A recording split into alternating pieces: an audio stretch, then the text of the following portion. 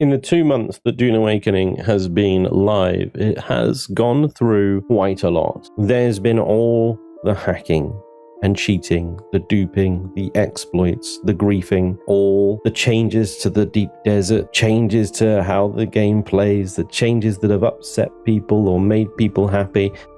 And in the end, there's been the now 80% player base loss. But there's also been a lot of good. There's been a lot of patches. There's been a lot of fixes. There's been the entire ban wave that saw many of the cheaters and exploiters banned from the game altogether. And of course, the 80% player loss doesn't factor that in. And with all the fixes and all the patches and all the new stuff and all the good changes and all the stuff that's been making things better and all that good jam, now might actually be the best time to start playing Dune Awakening. Or, if you're like me, restart playing Dune Awakening. I've recently started over on a brand new server with a brand new character. And this is why. If, like me, you started the game on June the 5th or June the 10th, with the initial rush and surge of players, the experience that you had in the game is actually very different to it is now.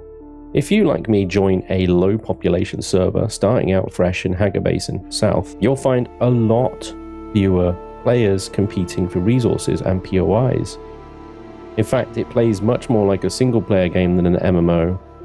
Not that it ever really played as an MMO very well anyway. I'll go into more of that during my live streams. Restarting the game now has been the most fun and enjoyable part of Dune Awakening that I've experienced so far.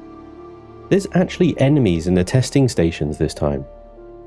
And because of the patches and updates, they're tougher and they're actually a decent fight. I'm actually enjoying exploring the desert once again and not seeing eyesore bases every which way I look. There's not a dozen players at the traders and the NPCs and the quest givers. I feel like it's just me and Arrakis. Which, let's be honest, wasn't that the original intention of the game?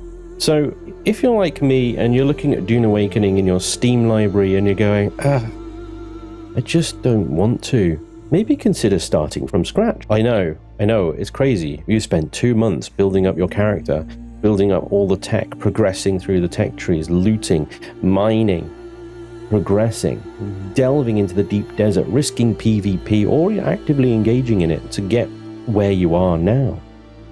But tell me this, when you look at Dune Awakening in your Steam library, how do you feel about it?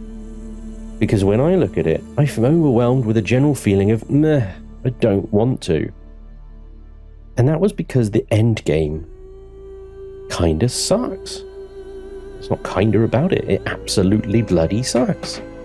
Endlessly trawling an empty desert for spice or titanium, or in some cases for you guys out there, other players to shoot at and have some fun with. It was dull, and now with the game losing 80% of its players, those deep deserts are pretty damn empty. Which means if you're at the top of your game and you're in tier 6, you're trawling through a big, empty, vast desert, getting the same resources over and over again to progress nowhere. So really, the fun of the game is actually in the beginning. It's in Hagga Basin, when progression happens. You know, when you've got nothing and you get to build up from nothing again, you get to explore different options and different play styles and different base locations and different base styles and do it all again. But this time in a more refined version of the game that isn't overcrowded and isn't over-competitive. It's just much better. So if you've not picked up Dune Awakening before, maybe you're hesitant about the whole MMO aspect of it. I don't want to play an MMO, I want a single-player game experience. Well, kind of now is. Yes, you will see other players from time to time. Yes, you will see other player bases littered all over the place. Some of them decaying and falling to pieces and ruins, but you know what? That actually looks great. When you see dozens and dozens of these boxes everywhere just falling apart because the sandstorms are relentlessly battering them and they've run out of power.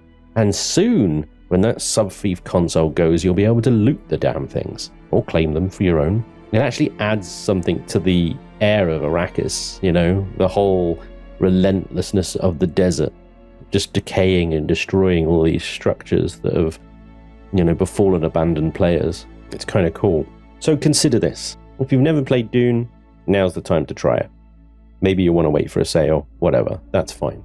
You do what you need to do. But if you're like me and you're kind of stuck in a rut with the game because you're at the end of it, and the end of it is kind of, well, not kind of, is really bad, start over. Enjoy it again. Because really, Hagga Basin, that's where Dune Awakening shines. It isn't the deep desert, it isn't the end game, it isn't the PvP, it isn't the Landsrad, it's none of that. All of that is nonsense. But everything in Hagga Basin, and the missions and the quests and the progression and everything about its survival game and base building and things like that is really good. It's really good. And you can absolutely do it all solo.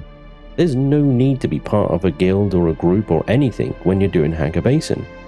All that stuff comes later, in the deep desert, in the end game, which sucks. So, you know, skip it if you want. It doesn't matter. You don't need the deep desert to complete all the stories and stuff like that. Dune Awakening in its current state is actually a really good single-player Dune experience. And I recommend it for everyone, starting from scratch and really enjoying Arrakis as it was intended to be. Quiet. If you enjoyed this video, don't forget to check out my Dune live streams. I'll link one down below at the end of this video. If you're new here, consider hitting that subscribe button if you want to see more from me. But thank you so much for watching and listening to me ramble on, as always. And hopefully I'll see you soon. Till then, take care. Bye-bye.